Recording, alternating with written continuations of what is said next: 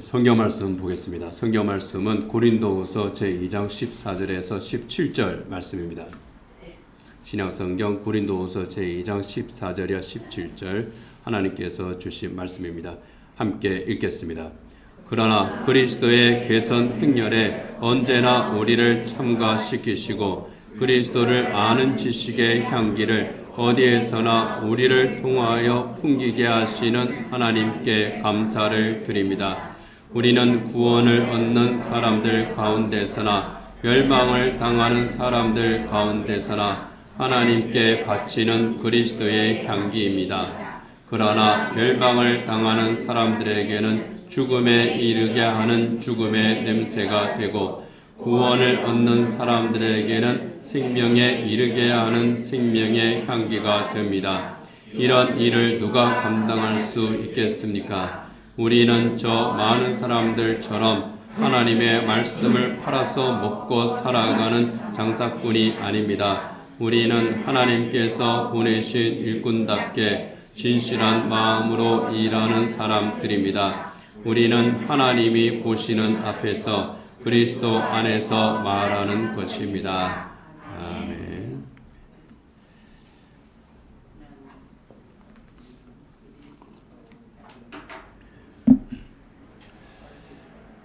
고대 로마 제국은 전쟁에서 황제가 승리하고 돌아올 때 또는 장군이 승리하고 개선할 때에 화려한 개선식을 했습니다. 개선 장군은요 붉은색 옷 또는 자주색 옷을 입습니다. 그리고 머리에 월계관을 씁니다.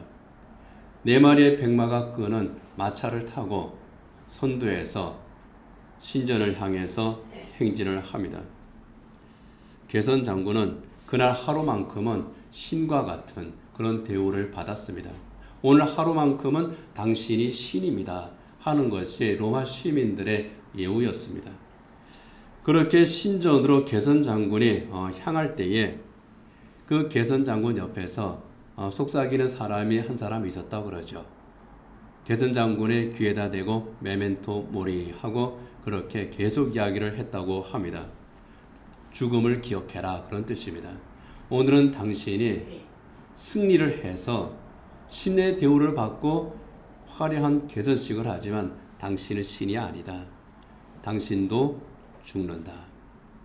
저 뒤에 따라오는 그 전쟁 포로들처럼 당신도 비참해질 수 있고 패배할 수 있다. 메멘토 모리, 죽음을 기억해라. 승리의 영광에 도취되지 말고 당신의 실패의 날도 기억해라. 그렇게 깨우쳤다고 합니다. 어쨌든 개선 장군의 귀에 그 말이 들어갔을 것 같지는 않아요. 그랬다면은 그 화려한 개선식을 했던 로마의 황제들과 장군들이 비극적인 최후를 맞지는 않았을 겁니다. 하지만 그 행진은 화려했습니다.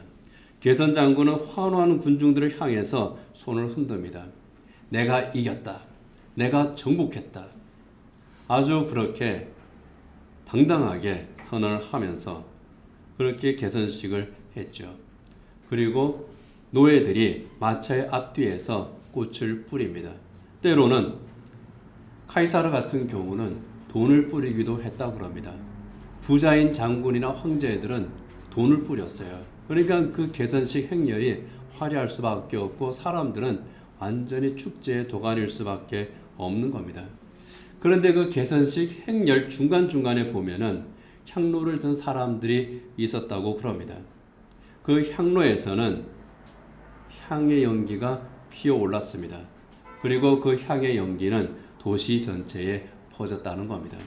로마뿐만 아니라 이 코린트도 로마의 아주 중요한 도시 중에 하나였거든요.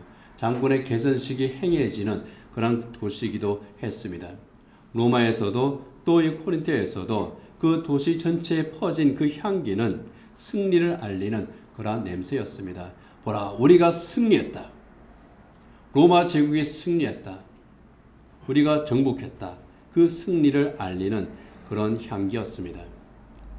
오늘 본문은 바로 그러한 로마 장군의 개선식처럼 우리 주님의 승리의 행렬을 또 묘사를 합니다. 본문 14절 같이 한번 읽겠습니다.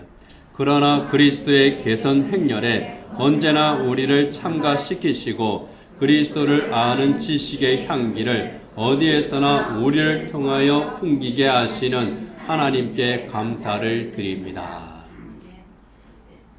그림을 그리는 거예요. 로마의 황제가 또는 장군이 전쟁에서 승리하고 개선하는 그 개선 장군의 모습, 그리고 그 뒤를 따르는 그 행렬들, 승리한 군인들의 모습, 그리고 꽃을 뿌리는 노예들, 또 향로를 들고 향기를 풍기고 있는 그 길가의 사람들, 그것들을 묘사를 하고 있는 겁니다. 바로 그러한 영광의 개선 행렬처럼 우리 주님의 개선 행렬, 우리 주님께서 죄와 사망의 권세와 싸우시고 이기신 그 영광의 행렬에 우리가 동참을 하고 있습니다. 이렇게 그림 언어로 사도 바울이 설명을 하고 있는 겁니다. 이 영광의 행렬에 내가 참가되었습니다. 주님을 따르는 그 영광의 행진을 내가 하고 있습니다. 그 영광의 행진에 참여하는데 그 맡은 역할이 무엇이라는 겁니까? 그리스도를 아는 지식의 향기를 어디에서나 우리를 통하여 풍기게 하시는 하나님께 감사한다, 그런 것을 우리가 미뤄 보면은요, 향로를 맡은 자의 사명을 감당하고 있다는 것을 알 수 있습니다. 승리의 향기를 퍼뜨리는 그 향로를 맡은 자로서 그리스도의 영광의 행렬에, 그 승리의 행렬에 우리가 동참하고 있습니다. 그런데 여기에서 우리는 한 가지 역설적인 사실을 발견합니다. 개선 장군의 행렬에 참가해서 또는 그 길 도는 도중에서 향로를 들고 향을 피우는 그 사람들의 신분입니다. 그 시대 그 사람들의 신분은 노예입니다. 그런데 바울이 말하고 있는 그리스도를 아는 향기를 풍기게 하는 그것을 맡은 자로서의 이 그리스도인은 노예로서 참여하는 것이 아니라 구원을 받은 천국 시민으로서 복음을 증거하는 그 사명을 맡은 자로서 복음의 향을 피우는 사람들이라는 겁니다. 아주 중요한 차이가 여기에 있는 겁니다. 그리스도를 아는 지식의 향기를 어디에서나 풍기게 하는 그 사명을 내가 맡은 자로서 그 향로를 들고 내가 서 있는 바로 이 자리에서, 그 길목에서, 저 천국을 향하는 그 십자가의 길, 이 영광의 개선식의 그 길에서, 그 길목에서 내가 이 그리스도의 향기를, 이 복음의 향기를 내가 퍼뜨리고 있습니다. 어디에나 풍기게 한다는 것은요, 온 세상을 향해서 풍긴다는 그런 뜻입니다.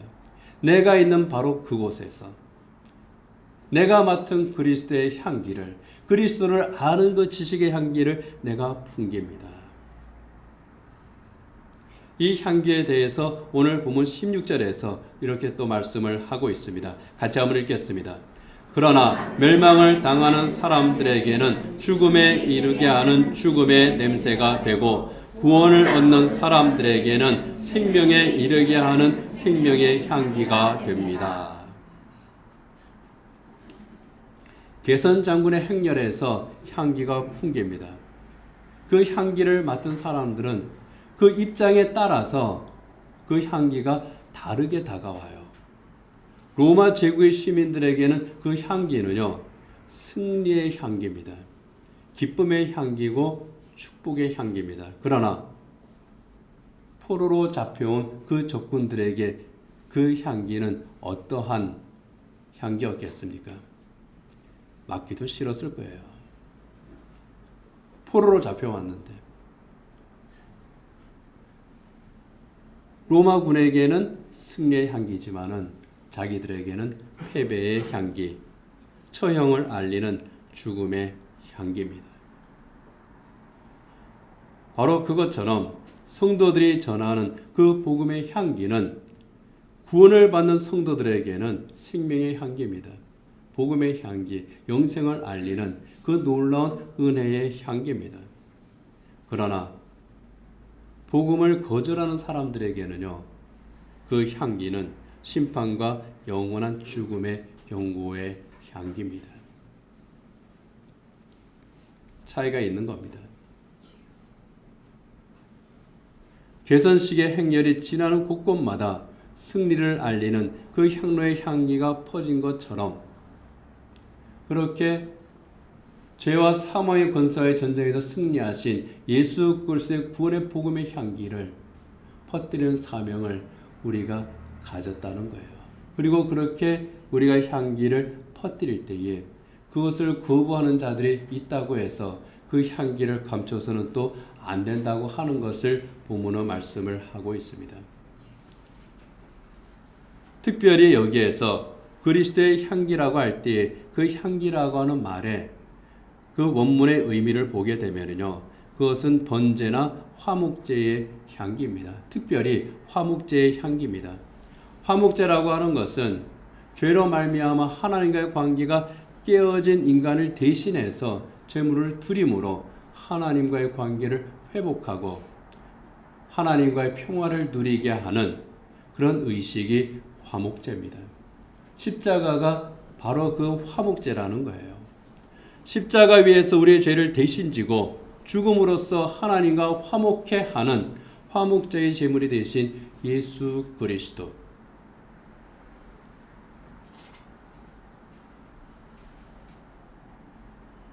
바로 그 예수 그리스도의 은혜의 향기가 그리스도의 향기요, 화목제의 향기입니다. 요한일서 4장 10절은 그 향기에 대해 이렇게 말씀을 하고 있습니다. 같이 읽겠습니다. 사랑은 이 사실에 있으니 곧 우리가 하나님을 사랑한 것이 아니라 하나님이 우리를 사랑하셔서 자기 아들을 보내어 우리의 죄를 위하여 화목제물이 되게 하신 것입니다. 하나님께서 우리를 사랑하심으로 우리 죄를 위하여 예수 그리스도를 화목제물이 되게 하심. 그러므로 말미암아 그 화목제물이 하나님 앞에 번제로 드려질 때에 나는 그 향기가 되었다고 하는 겁니다.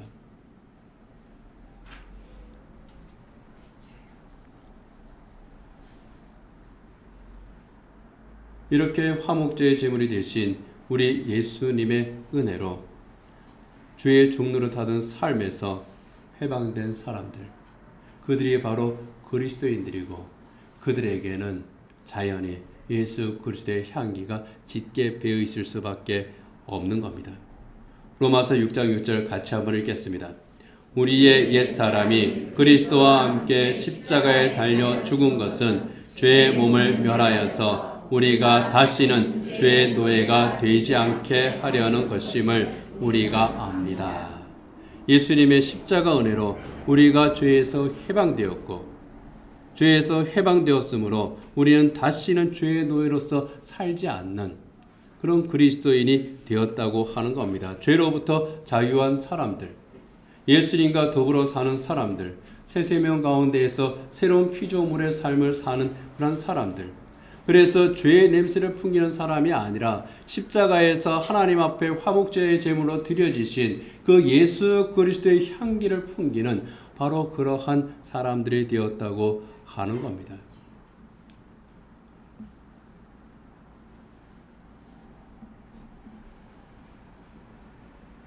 사람들에게는 사람들마다 또 고유한 냄새가 있죠. 남자에게는 또 남자들만의 냄새가 있고 여성들에게는 여성들만의 냄새가 있고 한국 사람에게는 한국 사람 특유의 냄새가 있고 또 중국 사람에게는 중국 사람 특유의 냄새가 있고 또 미국이나 유럽 사람들에게는 또 그들 특유의 그 냄새가 있습니다. 누구에게나 다 냄새가 있는 거예요. 그러면 그리스도인에게는 어떤 냄새가 나겠느냐?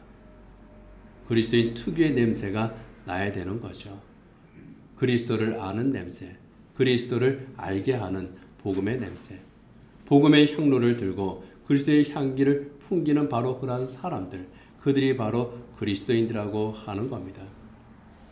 그렇다면 우리는 어떻습니까? 우리에게서 나는 냄새는 어떠한 냄새입니까? 어떤 향기입니까? 그리스도인이라면 그리스도인의 냄새가 나야 할 터인데 우리에게는 어떤 냄새가 나고 있습니까? 성경에서 우리가 몇 개만 찾아봅니다. 빌립보서 2장 5절 같이 읽겠습니다. 여러분 안에 이 마음을 품으십시오. 그것은 곧 그리스도 예수의 마음이기도 합니다. 여러분 안에 이 마음을 품으십시오. 여러분 안에 이 마음을 가지십시오. 여러분 안에 이 마음을 넣으십시오. 그런 뜻이죠.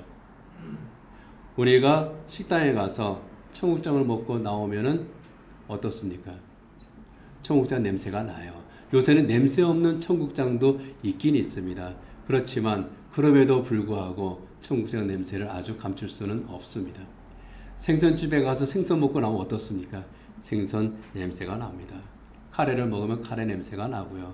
고깃집 가서 고기 구워 먹고 나오면은요, 고기 냄새가 나고요. 대중교통을 이용을 해서 이렇게 이제 한번 나갔다 보면은 어디에선가 아주 특별한 냄새가 이렇게 확 올 때가 있습니다. 고개를 딱 돌려서 보면은 얼굴이 붉어진 사람에게서 나는 아주 그 특별한 향기입니다. 들어간 것이 그 바깥으로 나올 수밖에 없는 겁니다. 내 안에 그리스도의 마음을 넣으면은 그리스도의 마음이 나오는 겁니다. 그리스도의 마음의 향기가 나오는 거예요. 말로 해서가 아닙니다. 그 삶에서 예수님이 느껴지는 거죠. 그래서 그리스도 예수의 마음을 품으십시오. 권면을 합니다. 그리스도의 마음의 향기가 풍기는 사람. 삶 속에서 예수님과 동행하고 우리 예수님께서 주시는 생명의 양식을 먹을 때에 예수님의 마음의 향기가 나는 겁니다. 입에서 들어가는 대로 나오는 거예요.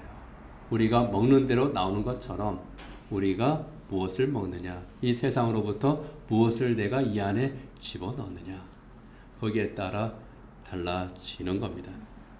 요한복음 13장 14절에 15절을 또 한번 보겠습니다. 같이 읽겠습니다. 주이며 선생인 내가 너희의 발을 씻겨 주었으니 너희도 서로 남의 발을 씻겨 주어야 한다. 내가 너희에게 한 것과 같이 너희도 이렇게 하라고 내가 본을 보여준 것이다. 예수님께서 십자가에 달려 돌아가시기 바로 전날 밤에 제자들과 함께 마지막 식사를 하셨습니다. 성찬식을 제정하셨습니다. 예수님께서 빵을 떼어서 나눠주시면서 이것은 너희를 위하는 내 살이다. 포도주를 나눠주시면서 이것이 너희를 위하는 내 피다. 이것을 먹고 마실 때마다 너희를 위하는 나를 기억하라. 예수님의 십자가를 기억하게 하는 그 상징의 의미가 성찬식에 있죠. 그 성찬식을 제정하신 바로 그 식사의 자리입니다. 예수님께서 식사를 하시다가 갑자기 대야에 물을 떠서 제자들의 발을 하나하나 씻겨주십니다. 그 앞에 무릎을 꿇고 그들의 발을 한 사람 한 사람 씻겨주셨습니다. 그리고 하신 말씀이 이 말씀이에요. 내가 너희의 발을 씻겨주었으니 너희도 서로 남의 발을 씻겨줘야 한다. 선생님, 내가 너희를 씻겨주었으니 내가 너에게 한 것 같이 너희도 이렇게 해라. 섬기라는 겁니다. 예수님의 손처럼 섬기라는 거예요. 생선을 만지면은 생선 비린내가 손에서 나게 되죠. 허브 잎을 만지면은 그 손에서 참 허브 향이 꽤 오래 갑니다. 그것처럼 우리가 예수님의 손을 잡으면은 예수님의 향기가 그 손에서 나는 거예요. 그 향기는 어떤 향기입니까? 예수님께서 내가 너에게 한 것과 같이 너희도 이렇게 해라. 내가 너희의 발을 씻겨준 것과 같이 너희도 발을 씻겨 주어라. 씻겨주는 손길입니다. 예수님의 손을 잡고 우리 예수님처럼 겸손하게 섬길 때 예수님의 손의 향기가 나는 겁니다. 또 빌립보서 2장 8절을 보겠습니다. 같이 읽겠습니다. 자기를 낮추시고 죽기까지 순종하셨으니 곧 십자가에 죽기까지 하셨습니다. 이미 예수님께서 제자들의 발을 씻겨주실 때에 무릎을 꿇으셨습니다. 이미 겸손해지셨어요. 그런데 더 낮아지시는 겁니다. 낮아지고 또 낮아지시는 예수님, 죽기까지 낮아지신 그 예수님의 순종. 그렇게 자기를 낮추고 자기 십자가를 지고 주님의 뒤를 따라가는 겁니다. 십자가의 길을 따라가면서 자연스럽게 내 몸에서 풍기는 향기가 생깁니다. 그게 뭡니까? 바로 십자가의 향기예요. 십자가의 길을 가는 사람의 향기입니다. 그 사람의 삶에서 십자가를 지고 가는 예수의 향기가 나는 것을 말합니다. 여러분, 우리의 삶의 자리에서는 어떤 향기가 납니까? 내 손에서는 어떤 향기가 납니까? 내 입에서는 어떤 향기가 납니까? 내 마음에서는 어떤 향기가 납니까? 한 영혼을 구원하기 위해서, 특별히 나를 구원하기 위해서 주님께서 오르신 골고다 언덕의 길입니다. 주님께서 예루살렘의 골고다 언덕길을 올라가셨다고 하면은 이 시대에 나를 구원하기 위해서 또 나를 지켜주시기 위해서 주님께서 걸어가신 그 골고다 언덕길은 어떤 길이겠습니까? 예루살렘의 골고다 언덕길은요, 길이가 약 800m 조금 넘는 짧은 길이에요. 그런데 예수님께서 우리가 평생을 거쳐서 우리를 구원의 길로 계속 이끌어주지 않으십니까? 그 길을 우리 주님께서는 마다하지 않지 않으십니까? 그 길을 우리 주님께서는 계속 가지 않으십니까? 우리가 때로는 경로를 이탈을 합니다. 다른 길을 갑니다. 우리 주님의 길을 가면 우리가 되는데 엉뚱한 길을 갑니다. 그래도 주님께서는 그 길을 이게 내가 가는 십자가의 길이야 하면서 같이 가주지 않으십니까? 주님의 겸손은 또한 어떤 겸손입니까? 낮아지신 겸손. 어떻게 낮아지신 겸손입니까? 내 자리에 낮아지신 겸손이에요. 나보다 더 낮아지신 겸손. 그렇다면 우리가 교만할 이유가 없죠. 그것이 그리스도의 향기입니다. 17절에 보이는 바울이 이렇게 말합니다. 우리는 저 많은 사람들처럼 하나님의 말씀을 팔아서 먹고 살아가는 장사꾼이 아닙니다. 이것은 바울이 목회자로서의 자기 자신의 모습을 말씀하는 것이면서 동시에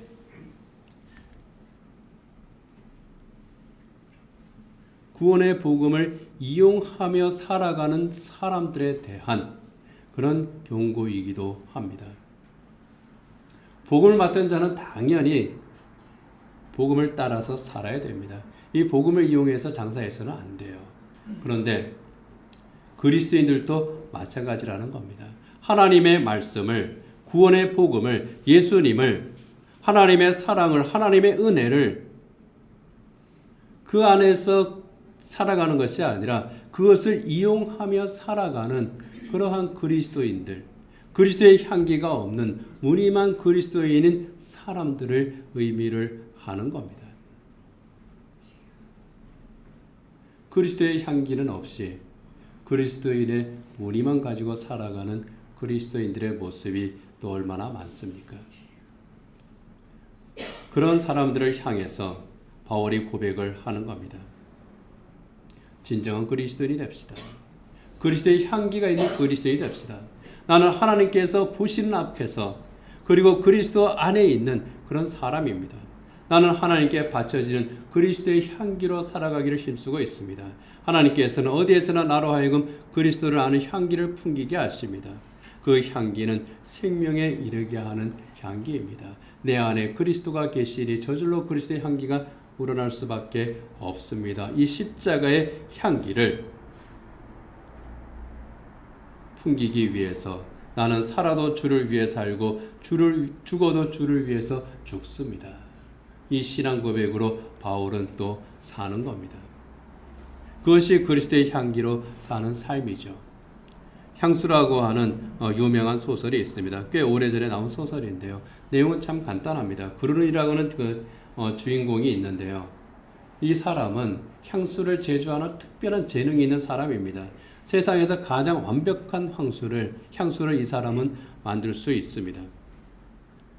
냄새에 굉장히 예민한 사람이어서 사람들마다 가지고 있는 그 특별한 냄새들을 구분할 수 있는 그런 사람이에요. 그리고 그 사람에게서 또 그 향기를 뽑아낼 수 있는 기술을 가지고 있습니다. 그런데 그 기술이 사실은 무시무시한 기술입니다. 사람을 죽여서 그 사람의 몸에서 그 사람의 독특한 향기를 뽑아내고 그것을 이용을 해서 향수를 만드는 겁니다. 아주 무서운 재능을 가지고 있죠. 근데 그 사람은 그 사람이 그렇게 향기에 심취했던 이유가 있습니다. 그 이유는 자기 자신에게서는 아무런 냄새도 나지 않는 사람이었거든요. 다른 사람들의 냄새는 잘 맡는데 아주 미세한 냄새도 구분할 수 있는데 정작 자기 몸에서는 아무런 냄새도 나지 않습니다. 좋은 향기도 나지 않고 악취도 나지 않아요. 그게 이 사람에게는 콤플렉스입니다. 내 몸에서 이 세상에서 가장 아름다운 향기를 내게 하겠다. 그 향수를 내가 만들겠다. 그 일념으로 이 사람이 향수를 제조합니다. 근데 그 사람의 향수 제조하는 기술이 무엇으로 하는 기술입니까? 사람을 죽여요. 가장 아름다운 향기를 간직한 사람 25명을 죽여서 그 향수를 만듭니다. 마침내 세상에서 가장 완벽한 궁극의 향수를 이 사람이 만들어냅니다. 그리고 그 향수를 자기 몸에 뿌리고 그 향수에 취한 사람들이 폭도가 되면서 이 사람은 거기에 죽습니다. 살인을 통해서 만든 최고의 향수를 자기 몸에 뿌리고 죽는 좀 비극적인 소설이 이 향수라고 하는 소설인데요. 냄새가 나지 않는 사람, 이 구르누이라는 주인공은 자기 정체성을 잃어버린 현대인의 모습을 상징한다고 그래요. 냄새는, 향기는 정체성이거든요. 그런데 아무 냄새도 나지 않아요. 정체성이 없는 사람이라는 겁니다. 그래서 정체성을 만들려고 했는데 그것이 자기 것은 아니더라. 그리스도의 향기는 어떤 겁니까? 그리스도인의 정체성이에요. 내 안에서 풍겨 나오는 그리스도인의 정체성. 냄새를 통해서 냄새의 주인을 알 수 있잖아요. 내 안에 그리스도께서 계실 때에 우리에게서는 그리스도의 향기가 나와야 되는 거예요. 바로 그것을 우리가 질문할 수 있는 겁니다. 내게는 그리스도의 향기가 있습니까? 바울은 그리스도를 아는 향기를 하나님 앞에서 내가 풍깁니다. 내가 이것을 감사합니다. 내가 믿음의 향로라면 내 안에서 이렇게 풍겨 나오는 그 향은 바로 그리스도의 향기입니다. 하는 겁니다. 말씀을 맺도록 하겠습니다. 살아있는 날은이라고 하는 제목의 시가 있습니다. 참 좋은 시입니다. 그 시에서는 이렇게 자기 신앙과 삶을 고백합니다. 마른 향내 나는 갈색 연필을 깎아 글을 쓰겠습니다. 사각사각 소리 나는 연하고 부드러운 연필 글씨를 몇 번이고 지우며 다시 쓰는 나의 하루, 예리한 칼 끝으로 몸을 깎기어도 단정하고 꼿꼿한 한 자루의 연필처럼 정직하게 살고 싶습니다. 나는 당신의 살아있는 연필, 어둠 속에도 빛나는 말로 당신의 원하시는 글을 쓰겠습니다. 정결한 몸짓으로 일어나는 향내처럼 당신을 위하여 소멸하겠습니다. 주님의 손에 쥐어진 향내난 연필이 되겠습니다. 내가 주님께서 원하시는 글을 쓰다가 소멸하겠습니다. 내가 주님께서 원하시는 삶을 살다가 그리스도의 향기를 풍기는 삶을 살다가 내가 소멸하겠습니다. 그런데 그 소멸은 소멸이 아니죠. 하나님 앞에서 그리스도 안에서 나는 누구의 손에 쥐어져 있습니까? 내 안에서 풍기는 그 향기는 어떤 향기입니까? 시인은 마침내 주님을 위해서 소멸하겠다고 그렇게 다짐을 합니다. 그러나 우리는 그렇게 소멸하지 않죠. 영원한 그리스도의 향기를 우리가 풍기는 하나님의 사람으로 우리는 살아갑니다. 말리향이라고 하는 꽃이 있습니다. 꽃의 향기가 만리를 간다고 해서 그 꽃의 이름이 만리향이라고 그래요. 우리의 향기가 만리까지 가는 그런 향기는 되지 못할지라도, 우리의 향기가 정말 미미하다고 할지라도, 여기에서 조금밖에 가지 못하는 그러한 향기라고 할지라도 내가 있는 바로 그곳에서 시인이 고백하는 것처럼 정결한 몸짓으로 그리스도의 향기를 풍기는, 내 입에서 그리스도의 향기가 나고, 내 손에서 그리스도의 향기가 나고, 내 발에서 그리스도의 향기가 나고, 내 삶에서 그리스도의 향기가 풍겨지는 바로 그러한 삶을 우리가 살아야 되지 않겠습니까? 주님 앞에 서는 바로 그날까지 우리에게서 풍기는 그 향기는 생명에 이르게 하는 그리스도의 향기가 되기를 소망합니다. 하나님께서 우리에게 맡기신 이 생의 소명들, 우리에게 허락하신 이 복된 일들, 그리스도의 향기를 풍기는 일들입니다. 복음의 향기를 풍기고 그 복음의 향기를 통해서 생명을 구원받는 사람들이 주님 앞으로 많이 돌아오는 것, 그렇게 해서 향기가 계속해서 확산되는 것, 바로 그것이 우리에게 주어진 우리의 사명이고 우리의 복이 아니겠습니까? 이렇게 하나님께서 맡기신 그 생의 소명, 복된 일을 우리가 마치고 이 세상의 기준으로 볼 때는 소멸하지만 우리가 주님 앞에 서는 바로 그때에 아름다운 그리스도의 향기로 받쳐지는 그런 삶을 우리가 살아가야 되지 않겠습니까? 그래서 우리의 삶의 자리 하루하루 매 순간마다 내게서 그리스도의 향기를 풍기고 다른 사람이 그 그리스도의 향기로 말미암아 우리 주님을 깨닫고 하나님의 사랑 안에서 또 서로 세워져 나가는 그러한 복을 누리는 저와 여러분, 우리 성수교회가 되기를 원합니다. 기도하겠습니다. 우리에게서 나는 그 모든 냄새가 이 세상의 악취가 아니라 그리스도의 복된 향기가 되기를 원합니다. 생명의 향기가 되기를 원합니다. 이 향기를 통해서 죽어가는 영혼들이 회복될 수 있기를 원합니다. 그리스도의 향기를 저희들이 이 세상의 악취에 눌려서 풍기지 못하는 그런 삶이 아니라 이 세상의 악취를 이겨내는 복된 향기를 더 풍성하게 낼 수 있는 우리 그리스도인들이 되기를 원합니다. 그렇게 함으로써 생명의 향기를 온 세상에 널리 퍼치는 복된 삶을 저희들이 온전히 살아갈 수 있게 하여 주시옵소서. 하나님 앞에서나 세상 앞에서나 우리가 누구인지, 우리가 할 것이 무엇인지 우리가 늘 생각을 하고 그리스도인의 정체성을 든든히 세우고 나아가는 우리 모든 성도들 되게 하여 주옵소서. 그곳에 하나님의 놀라운 은혜가 함께 하심을 믿습니다. 예수님 이름으로 기도드립니다. 아멘.